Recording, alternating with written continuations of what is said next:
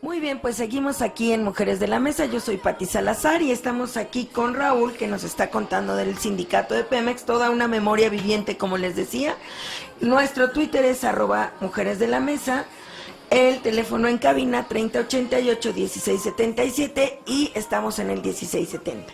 Bueno, y recuerden que volvemos a hacer mención de la conciencia que hay que tomar de las enfermedades, sobre todo oculares, como el glaucoma, que es una enfermedad oculta que solo se detecta mediante estudios especializados, y a veces nos dejamos tanto o descuidamos tanto la salud de nuestros ojos que solamente cuando el mal ya está avanzado o ya es muy molesto es cuando acudimos a este tipo de estudios. Nosotros les estamos ofreciendo la oportunidad de que puedan hacer un estudio serio de esta situación y saber la salud en cuanto a sus ojos. Si a alguien le interesa, se puede comunicar al 5089-1410 en la extensión 2606. No lo deje. Muy bien, Raúl, pues entonces nos estabas contando que, te digo, eres una memoria viviente. Entonces, bueno, ¿cómo ves tú hoy Pemex? ¿Cómo ves? Es cierto, pues a lo mejor un poco, no es que se justifique, pero sí las situaciones del petróleo a nivel mundial han cambiado, ¿no? Precios del barril, a lo mejor ya los yacimientos, no sé, tú sabrás más de esto. ¿Ves que hace poquito dijeron que habían encontrado otro gran yacimiento en México de petróleo? Y sin embargo, para el ciudadano de a pie, el ciudadano común, todos nosotros, la gasolina sigue siendo algo, pues, oneroso, ¿no? Algo que va subiendo, algo que... Y vas a otro país tal vez, o te cuenta gente que va a otro país, te dice, no, la gasolina no es tan cara, o nosotros importamos gasolina siendo un país petrolero. ¿Tú cómo ves toda esa situación? Pues no sé, hay una serie de circunstancias, por ejemplo, el yacimiento que comenta. Sí. Bueno, es un yacimiento que ya tenía 7, 8 años que se había descubierto. Ah. Pero no se daba a conocer. Ah, mira. Bueno, y lo mismo ha pasado con otros yacimientos. ¿Y por qué no se da a conocer? No era conveniente, tal vez por la situación de la fluctuación en el mercado, de las reservas y demás. Hasta ahí pudiera ser realidad. Pero cuando vemos qué es lo que ha estado sucediendo, cómo se ha estado desmantelando la empresa Petróleos Mexicanos, porque se ha estado desmantelando. No dijeron, no se va a vender un tornillo, dijo el gobierno federal. Pues no vendieron un tornillo, se deshicieron de la empresa. Petróleos Mexicanos, con toda la tristeza que nos puede generar como mexicanos, ya no es de los mexicanos. Petróleos Mexicanos dejó de ser Petróleos Mexicanos. Ahora es Petróleos de quién sabe quién. ¿Sí? Pero eso también es la práctica. Sí, lo curioso del asunto, o sea, por ejemplo, las plataformas, o sea, la extracción, todo eso sigue siendo, como tú lo decías, con empleados mexicanos. Algunos sí, otros ya no. ¿Cuántas plataformas hay? Nos hicieron favor de enviar videos. Ajá. De una planta en la que llegan los trabajadores transitorios petroleros, especialistas en ¿Qué son transitorios? ¿Los que son como eventuales? Exacto. Ah, ok. Entonces, o sea, no tienen prestaciones, ni base. No, sí. ¿Ah, sí? Tienen igualdad. Lo que no tienen es la base. O antigüedad. Así es. Ah. Entonces, ahora, nos mandaron unos videos en los que precisamente llegan a solicitar empleo, como lo han hecho durante tantos años, ante el sindicato. Ahora el sindicato ya no los recibe. Tienen que ir directamente con el patrón. Y el patrón, un coreano, los empuja y les dice, váyanse, esto ya no es de ustedes, esto es nuestro. ¿Y eso en dónde sucedió? En Ciudad del Carmen. Ah. Entonces, ¿qué pasa? Sí, claro. Entonces, nos están convirtiendo en esclavos en nuestro propio país. nos están convirtiendo en ilegales en nuestro propio país. Esto no es posible. Sí, no. Ahora. Porque como tú dices, petróleos mexicanos. Así ¿no? es. Recordamos. Tenemos una fuente de petróleos Recordamos mexicanos. que Carlos Romero Deschamps tuvo que abstenerse de votar. Por dos razones. La primera, porque al ser funcionario sindical y estar dentro de la Comisión de Energía en el Senado, ¿sí?, simplemente por la representación sindical, no podía votar, no debía votar, y lo hizo. Pero no debía votar ¿qué? La reforma energética. Ahora, resulta que ahora aparece en los medios de comunicación que Carlos Romero Deschamps es propietario no solamente de todos los lujos que se han visto, de todos los yates y demás, sino también es propietario de 2 plataformas y acciones en las compañías, empresas, en las compañías petroleras que están participando. Oye, ¿y hace entonces, cuánto fue los la reforma inversionistas energética? Acaban de pasar. Sí, ¿verdad? Entonces, ¿qué sucede? ¿Para qué reformaron, incluyendo artículos constitucionales, si no fue, como en el caso de Carlos Romero, que vota a favor, porque sabía que iba a tener un beneficio de manera personal, sin importarles que dejen en estado de indefensión a los trabajadores? Ahorita dicen, es una regalía que Pemex les da. No es cierto, es una conquista sindical. Punto número 1. Además, la Constitución establece que toda empresa de sus productos le tiene que hacer descuentos a los trabajadores. ¿Qué es lo que nos hacen? Ahora, ¿qué pasa? O sea, a ver, nada más déjame entender esto. Entonces, por ejemplo, si tú como jubilado de Pemex o un empleado de Pemex va a cargar gasolina, ¿te hacen un descuento? No. El descuento lo hace directamente a través de la nómina. Es decir, dicen, de lo que podías haber gastado de gasolina en este mes, el 50% sería tanto. Y eso nos lo reportan en nuestra o sea, te lo dan como un beneficio económico. Así es. Entonces, y seguramente tendrán como tabulador ahí de bueno, tú cuánto gastas, así. Así es. No, hay un límite. Son 1,000 litros de gasolina al mes, supuestamente, pero no. Son 500. Para cada empleado. Para cada empleado. De esos 500 litros, bueno. Y ahora que las gasolinas son de otras, o sea, mi ignorancia, las gasolinerías ya dicen, ya no dicen Pemex. Por eso. Ya dicen otras. Ahí es donde dicen los compañeros en el sureste, la puerca torció el rabo. ¿Por qué?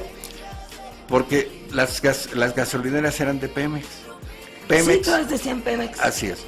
O sea, eran concesionarios de Pemex. Sí. Ahora los concesionarios no son de Pemex, son propietarios de sus propias gasolineras. Entonces ellos son los que no quieren que se siga cumpliendo con el contrato colectivo. Entonces, pero ¿quién le surte las gasolinas a esas empresas privadas? A Pemex se la surte Estados Unidos. Petróleos Mexicanos manda el crudo mexicano a Estados Unidos, a las refinerías de Estados Unidos. Allá producen la gasolina y no la venden. ¿Sí? Sí. Y luego pues, le meten los aranceles y le meten sobrecostos y demás. Por eso está tan alto. Es el precio. Así es. Pero independientemente de esto, ¿sí?, cierran refinerías, cierran plantas petroquímicas, establecen que no es rentable, entonces, como dice por ahí una diputada, me permito no dar el nombre, porque no vayan a considerar que es campaña política. Una diputada dice, entonces los gringos son muy tontos, invierten en lo que no es rentable. Están construyendo refinerías para refinar el petróleo que México les manda y que nos lo devuelven en gasolina. Ya refinado, con el valor agregado ya incluido. Entonces, ¿cuántas refinerías hay en México? ¿Seis refinerías? Estaba una aquí en Azcapotzalco, ¿no? La cerrada. Bueno, quedaron 5. ¿Por qué? ¿Por qué cierran las refinerías? ¿Por qué cierran? Por la contaminación. Hay mucha contaminación, provoca mucha contaminación. Falso. Ok. Falso. ¿Tiene normas para...? No. tenemos algo aquí que es dable mencionar. Dentro de la refinería 18 de marzo estaba una planta que era la que envasaba todo el aceite que producía Pemex para los automotores. Bien, pues esa famosa planta, al cierre de la refinería, la trasladan a Jalisco para una empresa privada. Ajá. ¿Por qué? ¿A quién le rendía cuentas esa empresa privada? Petróleos Mexicanos le rendía cuentas al fisco federal con arriba del 70% de impuestos. ¿Y dónde están las otras refinerías? Están en Salina Cruz, Ajá. Minatitlán, Ciudad Madero, Salamanca, Tula y Cadereyta. O sea, son 6. Sí, son 6. Así es. Ajá. Entonces, ¿Y siguen teniendo la misma actividad? no tienen actividad. ¿No? Están semiparalizadas. ¿Por qué siguen conservando ese esqueleto? Sí. ¿Por qué lo siguen conservando? Porque ya de plano ¿Quitarlas? quitarlas, ¿sí? Es una demostración plena de que lo que se hizo fue despojar a México de su petróleo. ¿Y qué hacen entonces? ¿Se están semiparados? ¿Qué hacen? Nosotros los Ajá, trabajadores, los que trabajan en las trabajadores refinerías. hacemos protestas, no salen en los medios. Ajá. Protestamos porque está pasando esto, porque la gasolina creció, o sea, aumentó el costo, no salen los medios. ¿Qué pasa? Bueno, es un ocultamiento total de lo que está sucediendo en el país. Oye, y dime qué tan... Es que yo me acuerdo desde siempre que ser un empleado de Pemex es como un orgullo, o sea, hasta es difícil ser un empleado de Pemex, ¿no? Era hermoso ponerse Exacto. la camiseta. Exacto, porque es Pemex, o sea, ya está en tu camiseta, en tu recibo de nómina, en todo decía Mex, o sea, México, ¿no? Te ponías la camiseta de tu país. Decía Petróleos Mexicanos. Ajá. Ahora dice Petróleos Mexicanos y sus empresas subsidiarias. Esas empresas subsidiarias son las particulares. Así es. Ajá. Entonces, ¿qué pasa? ¿Por qué lo dividen? ¿Por qué hacen esa división? Pues para que el desmantelamiento pudiera ser, yo creo, más fácil. No sabemos. Sí, no sabemos. La situación económica del país.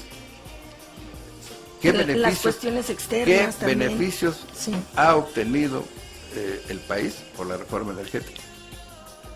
Es lo que nos preguntamos todos los petroleros. Ajá. Todos. ¿Sí? A ver, pero dime, por ejemplo, en una reforma energética, ¿no tomaron en cuenta, o sí tomaron en cuenta, qué es lo que me dices, al sindicato? Porque pues mucho tenía que ver la participación de los trabajadores que son, o de los representantes de los trabajadores que son los que están pues en contacto con el producto, con toda esta industria, con todo este recurso, ¿no? Entonces, en esa reforma energética, ¿se les tomó participación por medio del sindicato o solamente por medio de los dirigentes de... Nada más ¿cómo? de los dirigentes. Mire, desde 1993 que Carlos llega a la Secretaría General del Sindicato Petrolero, no hay una asamblea. ¿Cómo? No hay una asamblea de información, que ningún secretario general local rinde cuentas. Los tesoreros no rinden cuentas. Pero O sea, no se supone que eso también es un derecho o una obligación que tienen que hacer. Ellos, incluso cuando es obligación de ellos, cuando es un hacen el derecho juramento, nuestro. ¿no? Así Cuando es. hacen el juramento Ahí de... incurrieron en perjurio. Ajá. ¿Por qué? Cuando ellos juran cumplir y hacer cumplir lo que dicen los estatutos. Exacto.